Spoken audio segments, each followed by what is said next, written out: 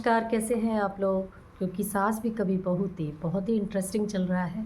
वहीं पर तुलसी और अ, मिहिर की हर बात पे शायद लड़ाई हो रही है, शायद बच्चों के कारण, आपसी मतभेद के कारण। तुलसी आती है, मिहिर से कहती है कि तुमने नंदिनी के साथ अच्छा नहीं किया है। तुमने ये रियलाइज़ करवाया कि एक बहू को सिर्फ़ अपने बच्चों और पति का ध्यान रखना चाहिए। वो नंदिनी ऐसी है जो अपने घर-बार सबका ध्यान रखना चाहती है, पर तुमने उसको पराया कर दिया। तो मिहिर कहता है कि पर उसने भी तो परी के साथ अच्छा व्यवहार नहीं किया है। परी को जो मैंने समझाया है वो तो मैं समझा ही रहा हूँ, पर नंदिनी भी मेरी बेटी जैसी है, बहू ज़रूर है पर बेटी जैसी है। उसे भी अपने बच्चे और पति का ध्यान रखना चाहिए। अगर विदेश में करण है तो फिर उसके पास उसे जाना चाहिए। तो तुलसी कहती है वो तो अच्छा ही चाहती है कि अपने बच्चे भारत में आ जाएँ, देश में आ जाएँ और अपना अच्छा करें। नंदिनी हमेशा करण को यही समझाना चाहती है कि बाहर विदेश में अपने संस्कार नहीं है, वो तो एक अच्छी बात ही कर रही है। पर मीर को नहीं समझ में आ रहा है, क्योंकि परी के प्यार में वो इतनी तरह से पागल है, क्योंकि वो अपनी बेटी का दुख नहीं देख सकता है। वहीं पर ऋतिक आता है परी के कमरे में और परी रणविजय से बात कर रही होती है। तो एकदम से ऋतिक जैसे ही आता है तो परी कहती है देखो तुम नॉक करके आया करो। तो फिर ऋतिक कहता है मैं तो तेरा भाई हूँ, अब मैं भी नॉक करके आऊँ? कहते कि हाँ अब परिस्थिति अलग हो गई है, अब मेरी शादी हो गई है। तो फिर ऋतिक कहता है हाँ मैं तुझे जानता हूँ, मैं तुझे आज सच बोलना चाहता हूँ। तो परी भी कहती है हाँ बोलो क्या बात है। तो कहते कि ना तुम जिस तरीके से पापा के साथ गेम खेल रही हो ना इमोशनल, वो मैं समझता हूँ। तुम पढ़ना नहीं चाहती हो, तुम सिर्फ पापा को पागल बना रही हो, पापा का मिसयूज़ कर रही हो। तो एकदम से परी गुस्सा हो जाती, कहते कि तू समझता नहीं है। कहते मैं समझता हूँ और मैं तेरा भाई हूँ। परी कहती हाँ मैं जानती हूँ कि तू मेरा भाई है, तू मेरे लिए अच्छा सोच रहा है, इसीलिए मैं तुझे अच्छे से समझा रही हूँ कि आगे मेरी ज़िंदगी में इंटरफेयर मत करना। जो मैं कर रही हूँ वो मैं सही कर रही हूँ और मैं आगे पढ़ना ही चाहती हूँ।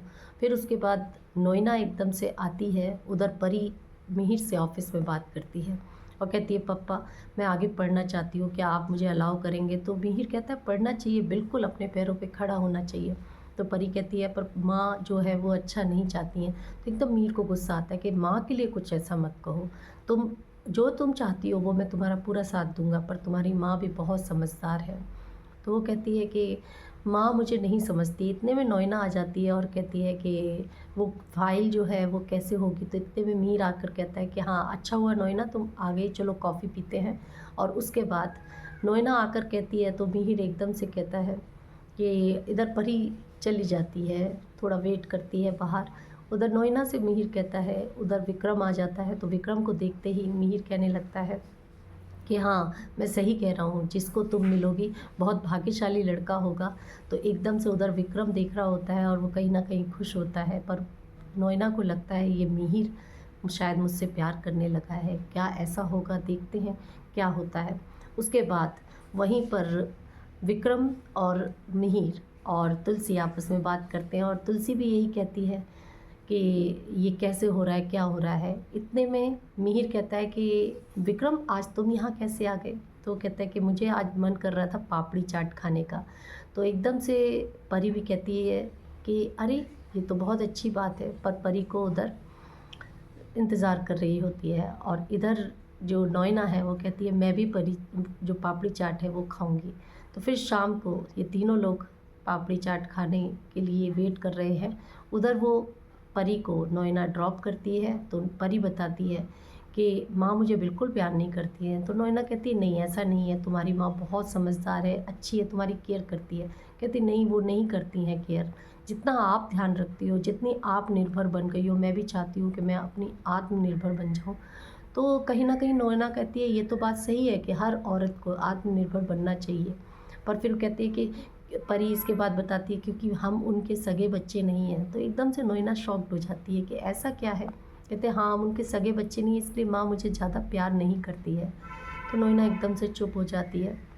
और फिर उसके बाद शाम को ये लोग बड़ी पापड़ी चाट खाते हैं और इन एकदम से तो एकदम नोइना कहती है मीर मुझे तुमसे ये पूछना है, क्या तुम सच में ऐसा फील करते हो कि जो मैं हूँ, मेरे अंदर जो क्वालिटी है वो, क्या जो भी मुझे प्यार करेगा कि सच में?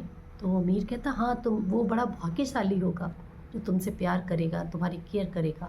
तो नोइना के दिल में ऐसा लगने लगता है कि शायद मीर मुझे प्यार करने लगा है।